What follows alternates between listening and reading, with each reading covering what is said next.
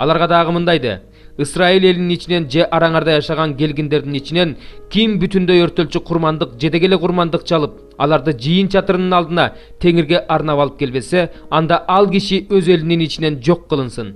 Исраил элинин арасынан же араңарда жашаган келгиндердин ичинен ким кандайдыр бир кан жесе, анда мен кан жеген кишиге каарымды төгүп, аны элинин ичинен жок кылам. Анткени дененин жаны каны. Мен алганды силердин жаныңарды күнөөдөн тазартуу үчүн курмандык чалынуучу жайга дайындагам. Анткени ал кан жанды тазартат.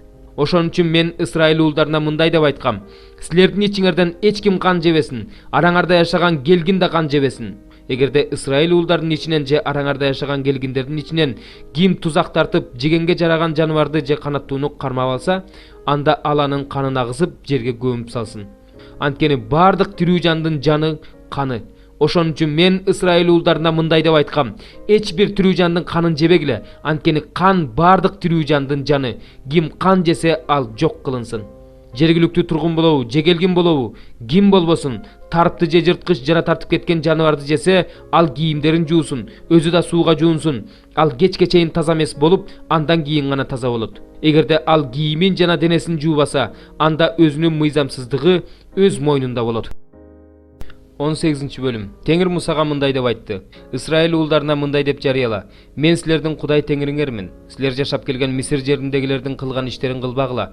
Мен силерди алып бараткан Канаан жериндегилердин кылган иштерин кылбагыла. Алардын мыйзамдары боюнча жашабагыла. Менин мыйзамдарым менен көрсөтмөлөрүмдү аткаргыла. Ошолордун негизинде жашагыла. Мен силердин Кудай теңириңермин. Менин көрсөтмөлөрүм менен мыйзамдарымды аткаргыла. Аларды аткарган адам тирүү болот. Мен теңирмин. Эч ким жакын тууганы болгон аялдын жылаңач этин ачып жакындабасын. Мен теңирмин. Атаң менен энеңдин жылаңач этин ачпа. Ал сенин энең, энеңдин жылаңач этин ачпа. Атаңдын аялынын жылаңач этин ачпа. Ал өз атаңдын жылаңач эти болот. Эже карындашыңдын үйдө же сыртта туулган атаңдын кызынын же энеңдин кызынын жылаңач этин ачпа. Уулуңдун кызынын же кызыңдын кызынын жылаңач этин ачпа, анткени ал өзүңдүн жылаңач этиң. Атаңдан төрөлгөн атаңдын аялынын кызынын жылаңач этин ачпа. Ал сенин атылаш эжең же карындашың, ошондуктан анын жылаңач этин ачпа. Атаңдын эжесинин же карындашынын жылаңач этин ачпа, анткени сенин атаң менен анын каны бир. Энеңдин эжесинин же сиңдисинин жылаңач этин ачпа, анткени сенин энең менен анын каны бир. Атаңдын бир тууганынын жылаңач этин ачпа, анын аялына жакындаба, анткени ал сенин жеңең. Келиниңдин жылаңач этин ачпа, анткени ал сенин уулуңдун аялы, анын жылаңач этин ачпа. Бир тууганыңдын аялынын жылаңач этин ачпа, анткени ал бир тууганыңдын жылаңач эти болот.